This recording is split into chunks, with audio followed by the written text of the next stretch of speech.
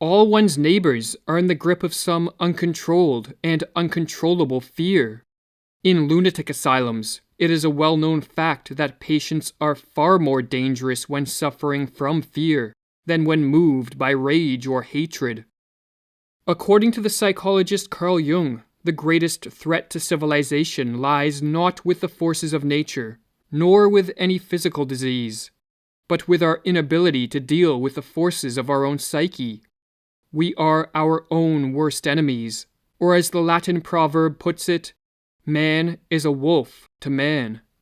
In Civilization in Transition, Jung states that this proverb is a sad yet eternal truism, and our wolf-like tendencies come most prominently into play at those times of history when mental illness becomes the norm rather than the exception in a society, a situation which Jung termed a psychic epidemic. Indeed, it is becoming ever more obvious, he writes, that it is not famine, not earthquakes, not microbes, not cancer, but man himself, who is man's greatest danger to man, for the simple reason that there is no adequate protection against psychic epidemics, which are infinitely more devastating than the worst of natural catastrophes. In this video, we are going to explore the most dangerous of all psychic epidemics, the mass psychosis. A mass psychosis is an epidemic of madness, and it occurs when a large portion of society loses touch with reality and descends into delusions. Such a phenomenon is not a thing of fiction. Two examples of mass psychoses are the American and European witch hunts of the 16th and 17th centuries, and the rise of totalitarianism in the 20th century. During the witch hunts, thousands of individuals, mostly women, were killed not for any crimes they committed, but because they became the scapegoats of societies gone mad. In some Swiss villages, writes Francis Hill, there were scarcely any women left alive after the frenzy had finally burned itself out. The totalitarian experiments of the 20th century are a more recent and a more deadly example of a mass psychosis. In countries such as the Soviet Union, Nazi Germany, North Korea, China, and Cambodia, it was a collective detachment from reality and a descent into delusions and paranoia that permitted the rise of the all-powerful totalitarian governments that destroyed the lives of hundreds of millions. The totalitarian systems of the 20th century represent a kind of collective psychosis, writes the medical doctor Just Mirlu. Whether gradually or suddenly, reason and common human decency are no longer possible in such a system. There is only a pervasive atmosphere of terror and a projection of the enemy, imagined to be in our midst. Thus society turns on itself, urged on by the ruling authorities. When a mass psychosis occurs, the results are devastating. Jung studied this phenomenon thoroughly and wrote that the individuals who make up the infected society become morally and spiritually inferior. They sink unconsciously to an inferior intellectual level. They become more unreasonable, irresponsible, emotional, erratic, and unreliable. And worst of all, crimes the individual alone could never stand are freely committed by the group smitten by madness. What makes matters worse is that those suffering from a mass psychosis are unaware of what is occurring.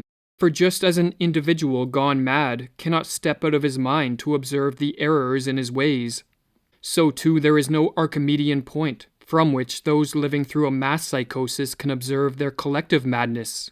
Or as Jung writes concerning the psychic epidemic that swept through Germany under Hitler's rule, the phenomenon we have witnessed in Germany was nothing less than an outbreak of epidemic insanity. No one knew what was happening to him, least of all the Germans, who allowed themselves to be driven to the slaughterhouse by their leading psychopaths, like hypnotized sheep. But what gives rise to a mass psychosis? And what makes a society susceptible to this devastating phenomenon? For an answer, we must begin at the basics. We must explain what is meant by a psychosis and what leads an individual into a state of madness. With this information, we can then examine how this process plays out on a mass scale. A psychosis can be defined as a detachment from reality or the loss of an adaptive relationship to reality. In place of thoughts and beliefs that conform to the facts of the world, the psychotic becomes overrun by delusions, which are false beliefs considered to be true despite the existence of evidence that proves the contrary. Delusion, writes Just Mirlu, can be defined as the loss of an independent, verifiable reality, with the consequent relapse into a more primitive stage of awareness. Delusions can take many forms. Some psychotics develop delusions of paranoia and believe they are constantly being followed, tracked, and observed. Others, such as catatonic schizophrenics, develop delusions about their ability to alter the state of the universe merely with the movement of their body, and so remain constricted in statue-like poses. But while delusions are false in the sense of not conforming to the facts of the external world, they are considered true to the psychotic and so influence how they interact with the world and with other people. Or as Jung writes, "If a man imagined that I was his arch-enemy and killed me, I should be dead on account of mere imagination. Imaginary conditions do exist, and they may be just as real and just as harmful or dangerous as physical conditions. I even believe that psychic disturbances are far more dangerous than epidemics of physical disease or earthquakes." While a descent into the delusions of a psychosis has many triggers, such as an excessive use of drugs or alcohol, brain injuries, or other illnesses, these physical causes will not concern us here. Our concern is with psychological, or what are called psychogenic triggers, as these are what usually lead to the mass psychosis. The most prevalent psychogenic cause of a psychosis is a flood of negative emotions, such as fear or anxiety, that drives an individual into a state of panic. When in a state of panic, one naturally seeks relief, as it is too mentally and physically draining to subsist in this hyper-emotional state for a prolonged period of time. To escape the fear and anxiety of the panic state, a positive or negative reaction can take place, and the positive reaction takes the following form. A greater effort is called forth, writes Jung. The individual will show more strength and willpower, and will try to overcome the obstacle or the cause of misery through physical, intellectual, and moral effort. If the strength of one individual is not sufficient, he will seek the help of others. If such an ultimate attempt fails, or if an individual is too weak from the start to show fight, then a negative reaction takes place. At the extreme, the negative reaction is a psychotic break. A psychotic break is not a descent into a state of greater disorder, as many believe, but a reordering of one's experiential world which blends fact and fiction, or delusions and reality, in a way that helps end the feelings of panic. Silvano Arietti, one of the 20th century's foremost authorities on schizophrenia, explains the psychogenic steps that lead to madness. Firstly, there is the phase of panic, when the individual starts to perceive things in a different way, is frightened on account of it, appears confused, and does not know how to explain the strange things that are happening. The next step is what Arietti calls a phase of psychotic insight, whereby an individual succeeds in putting things together by devising a pathological way of seeing reality, which allows him to explain his abnormal experiences. The phenomenon is called insight because the patient finally sees meaning and relations in his experiences. But the insight is psychotic because it is based on delusions, not on adaptive and life-promoting ways of relating to whatever threats precipitated the panic.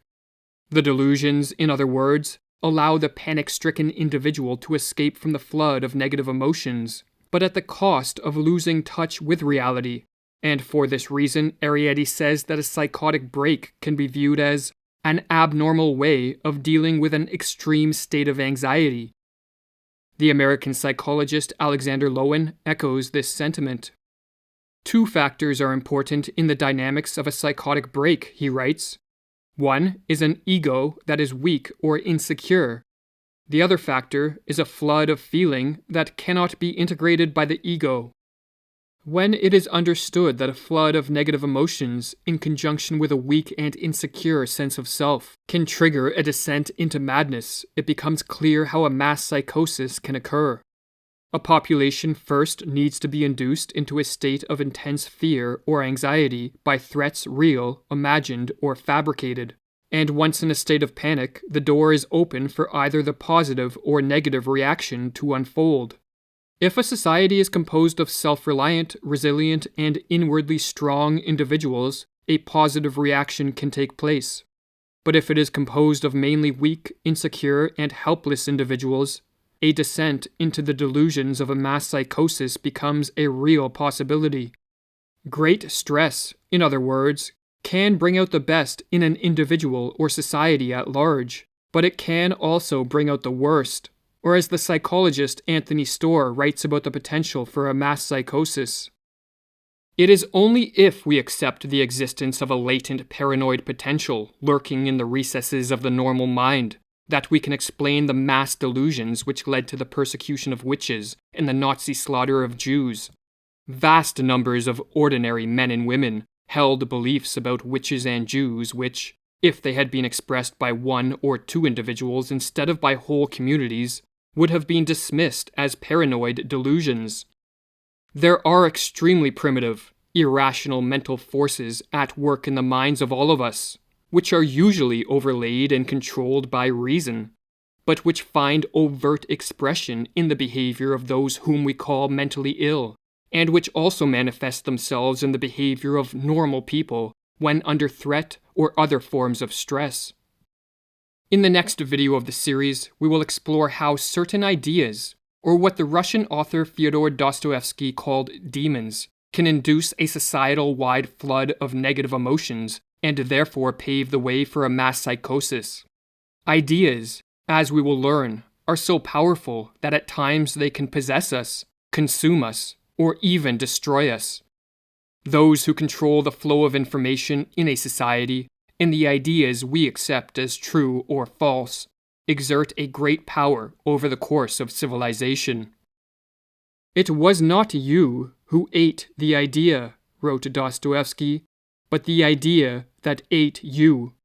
Or as Jung echoes, once upon a time men were possessed by devils. Now they are not less obsessed by ideas.